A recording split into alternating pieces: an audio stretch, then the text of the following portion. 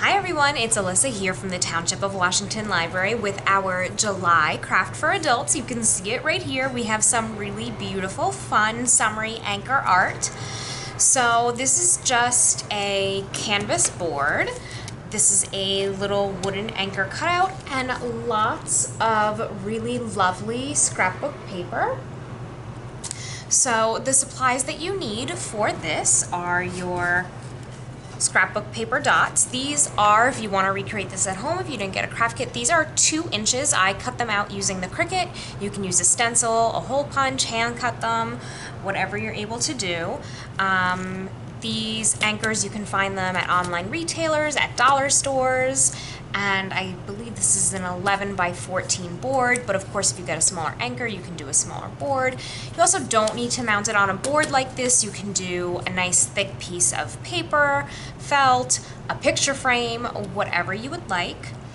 I used regular clear school glue. You can use whatever school or craft glue to adhere my scales onto my board. And then I used white acrylic paint for my anchor, and I used, you're gonna need a stronger glue, a stronger adhesive. So if you have any stronger adhesives like a rubber cement, a hot glue gun, something stronger, that's what you're going to need to get this anchor onto your board here. And then you can embellish it however you would like. At the end I'll show you, you can use like a burlap style ribbon, you can paint the edges, you could also frame it. So again, if you got the kit, this is 11 by 14, so you could frame it, paint the edges, you could tack on some wood trim yourself, you could use the burlap ribbon that I show you at the end, or you can even use some like jute or rope, so it could be like really nautical. You could even, you get the tan rope, you get the natural colored rope, you could paint it white or blue or any of the colors that you pull from your scales here. And then of course you'll need a pair of scissors. So I will show you how this is done. It's actually pretty quick and kind of soothing to lay out all of the scales and glue it down. But it's really enjoyable, and then you have some really nice seasonal art. This is a really nice one. So yes, there are lots. Right now I have an army of little paper dots. I'll show you. See, getting our craft kit ready for all of you. But like I said, if you didn't get a craft kit, it's really easy to get all of these supplies. All right, so I'm gonna show you how it is done. Nice and easy. We're gonna have fun doing this. Let's get started. Okay, so to get started, I have all of my supplies laid out in front of me, including my glue and a brush for my glue. In the meantime, my anchor is drying. I painted a nice thin coat of white over it. I liked a thin coat so I can see some of the wood grain texture. Make sure to get all of the edges of your anchor as well. So I am laying out my 2-inch dots along the bottom of the board. These first 2 rows, there's going to be a lot of overlap. As you can see, they're hanging off the edge of the canvas, and there's still a little white space at the bottom in between the dots. Now when I put the second row, I'm also letting that hang off the edge of the canvas board, and it is covering the little exposed white pieces of canvas that were there. So what I'm doing is just laying them out for sort of size and gauging purposes, how many dots I'm going to need, where they're going to be positioned, but everything is hanging over the edge. And then what I'm going to do, you'll see I'm pressing it down, I'm kind of getting a mark so that then I can go in with my scissors and trim off exactly how much I need from these first 2 rows, including the size on the corners there.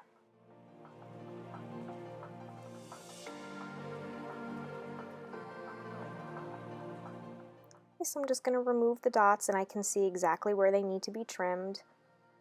And that's what I'm going to do. I'm just going to go ahead and give them all a little trim.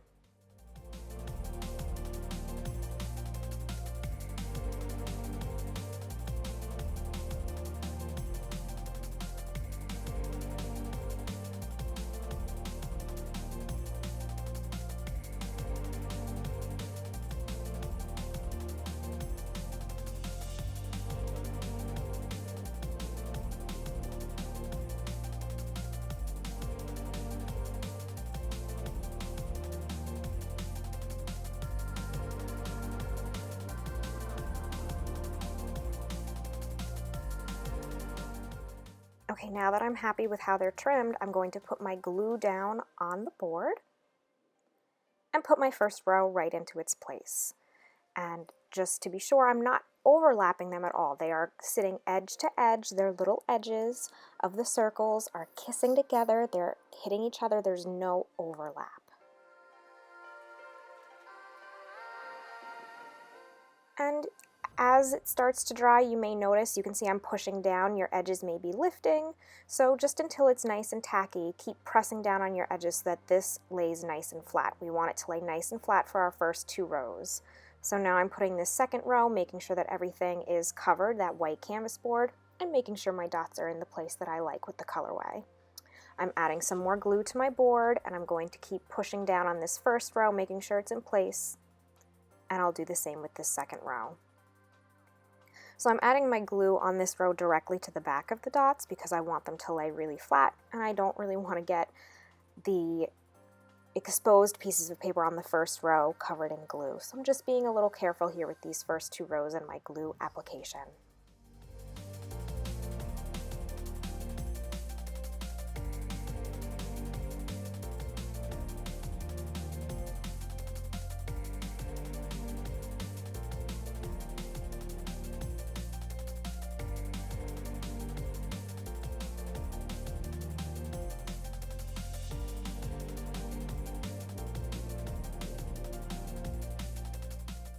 Okay, as you can see over to the left, there's still some room for me to add another one for overhang purposes so that the whole piece is consistent. So I need another piece kissing up against the edge of that aqua color, so I'm using this mermaid pattern, and that's going to hang off the edge, so I'm going to mark and trim that and glue that as well so the whole thing is consistent.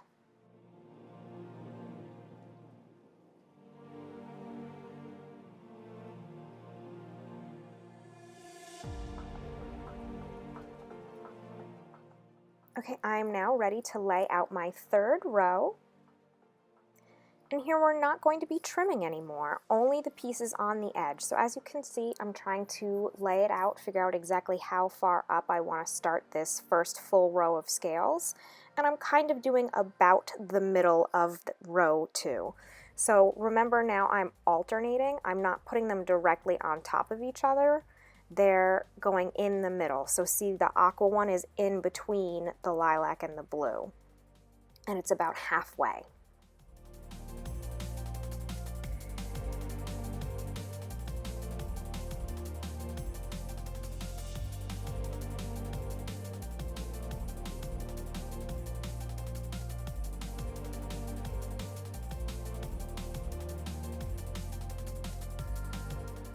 Just when I think I'm about to start gluing, I'm getting a little particular and I'm just trying to make sure that they're all kind of even. It doesn't need to be perfect, but I just wanted a good gauge to make sure that they were at least close enough so that I didn't have a weird slope of scales down the board.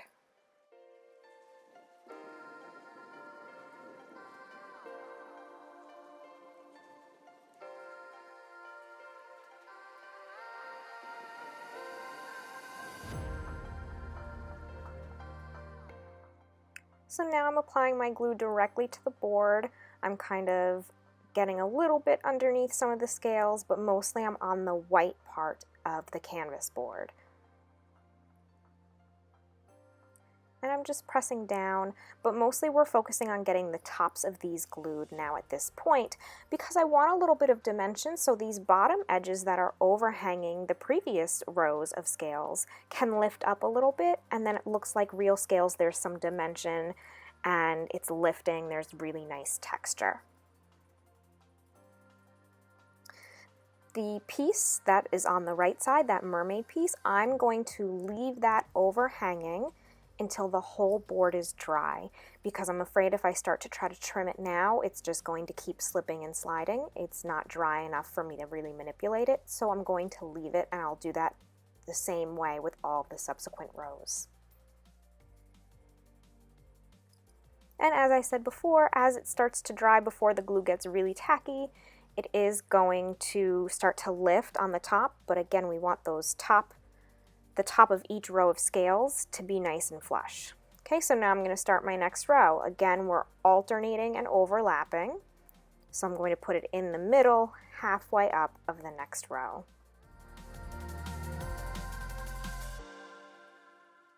And at this point now, I have some glue on the canvas board, so they kind of stick in place a little bit every time I do it. And you'll see as I continue to work up the board, I just slather my canvas board with glue, and so it gets kind of nice and tacky as I'm working through.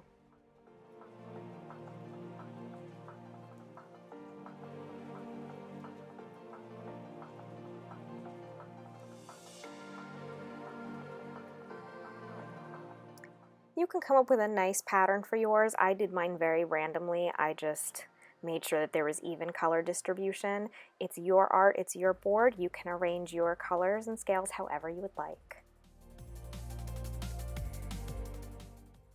Once we get to the top, I actually pushed them and overlapped them to be a little closer together because I was running out of scales. I believe I've given you all more scales than I gave myself, so if you need to do an additional row at the top, similar to the bottom, to make sure that everything is covered and there's no white canvas peeping through, make sure you do that. So I have some extra scales here on the top. They are overlapping a little bit, and as you can see, they are overhanging the top of the board the same way they did the bottom of the board when we first started. So I will trim those so that the top, now it's the top, will be nice and flush and clean. So you can see all of my overhanging from the whole thing as I wait for everything to dry.